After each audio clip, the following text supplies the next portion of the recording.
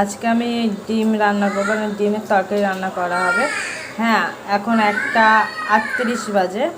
আমি এখন ডিম মানে হলুদ ছাড়া কিভাবে রান্না করতে আজকে নিউ ট্রাই করব। মানে হলুদ পেঁয়াজ ছাড়া কি মানে কত সুন্দর ভালো রেসিপি হতে পারে, এটা আজকে আমি নিউ ট্রাই করব, ডিমের তরকারি। তা চলো করতে লাগে। আমি ডিমটাকে সিদ্ধ করে নিয়েছি আর ফেরে নিয়েছি, ঠিক আছে।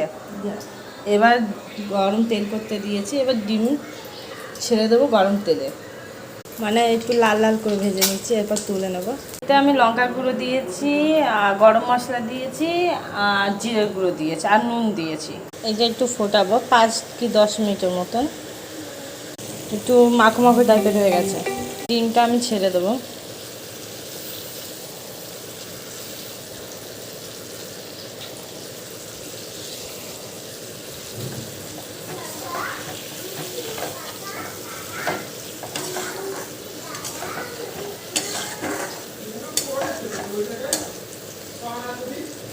এটা একটু ফুটিয়ে মাখা মাখা টাইপের করবো।